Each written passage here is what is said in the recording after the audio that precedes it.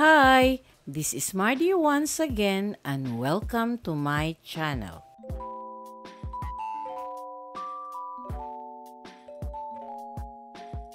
Hello everyone! Today, we take you on a journey to one of the Philippines' most historic and breathtaking churches, the Santa Monica Parish Church, also known as Sarat Church in Ilocos Norte. Built in 1779, this stunning red brick structure is not just the largest church in Ilocos Norte. It's also a living witness to centuries of faith, colonial history, and even political events.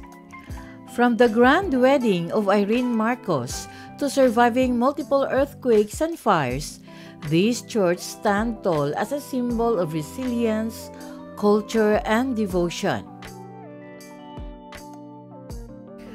Join us as we explore its earthquake Baroque architecture, historic convent, and hidden stories you won't find in textbooks.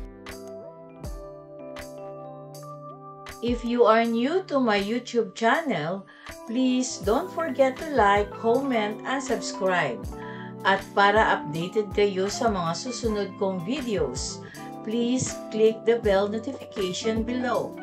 At sana po, don't skip the ads and please watch until the end of my video.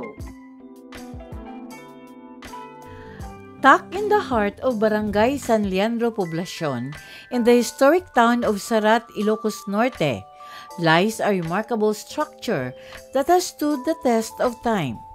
The Santa Monica Parish Church, more commonly known as Sarat Church. Orihinal na tinawag na San Miguel Church, ang banal na pook na ito ay may pinagmulan pa noong taong 1724, na siya ring taon na naitatag ang parokya. Ipinangalan ito kay San Miguel Arcangel bilang pagunita sa kanyang kapistahan na tumapat sa pagdating ng mga misyonaryong Agustino sa bayan ng Sarat. Ang simbahan na ating nasaksihan ngayon ay natapos ipatayo noong 1779 kasama ang kumbento at kampanaryo. One of the most distinct features of this heritage site is the Corrillo, an elegant three-tiered brick stairs that connects the church to the convent, a rare architectural gem in the Philippines.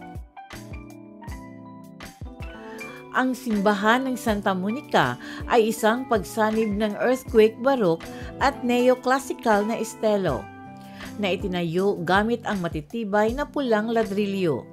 Disenyo ito na angkop sa madalas na pagyanig ng lupa sa rehiyon. Tinatampok ng simbahan ang pinakamahabang nave o gitnang bahagi ng simbahan sa buong Ilocos Norte, na pinalilibutan ng 14 na ladrilyong istasyon ng cross na higit pang nagpapabanal sa kapaligiran nito. The once functioning bell tower clock, which struck every half hour, marked time for the faithful and townspeople. The Casa del Palacio Real, or the Old Convent, has worn many hats. It served as a town hall, a religious school, and today it houses a parish museum and photo gallery that opened in 1994. Throughout its history, Sarat Church has faced multiple disasters. In 1816, a fire reduced the original structure to ashes. It was rebuilt in 1848, only to be damaged again in 1882. In 1983, just months after a nationally celebrated wedding, a magnitude of 5.3 earthquake caused major damage to the church facade and bell tower. In 2024, it faced yet another earthquake, proving once more its resilience and historical importance. Noong June of 1983, nakatuon ang pansin ng buong bansa sa simbahan ng Sarat nang dito ganapin ang kasal ni Irene Marcos, anak ni dating Pangulong Ferdinand Marcos, at ang anak ni Gregorio Araneta. Para sa espesyal na okasyong ito, isinailalim sa renobasyon ang simbahan, pinalawak ang choir loft at inayusan ng maganda ang hardin upang magsilbing lugar ng pagtanggap o reception. The church also found its way onto the silver screen. It served as the stand-in for the parish church of Arayat, Pampanga in the 2015 historical film General Luna. Among those buried here is Nina Ruiz Abad, a young Filipino girl revered as a servant of God whose short yet inspiring life continues to touch the hearts of many. On September 27, 2009, the National Museum of the Philippines officially recognized Santa Monica Parish Church as an important cultural property, honoring its architectural beauty and enduring role in Philippine religious and community life.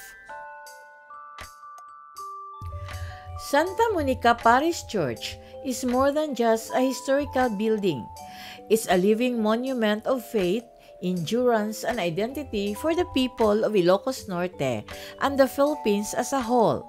From colonial beginnings to modern recognition, from fires to earthquakes, this church has weathered centuries of change, yet remains a beacon of devotion and heritage.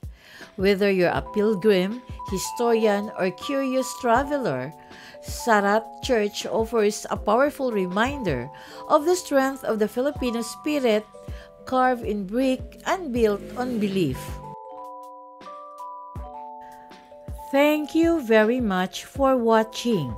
And according to Nicole Reed, sometimes the bad things that happen in our lives put us directly on the path to the best things that will ever happen to us.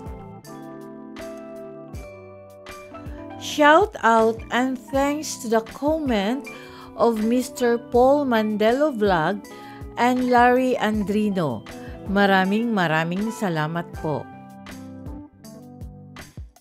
Special thanks to my source from Google, enwikipedia.org, photosquiddet2, cbcpnews.net, and triptheislands.com. An inspirational quote Quidets to www.lifehack.org.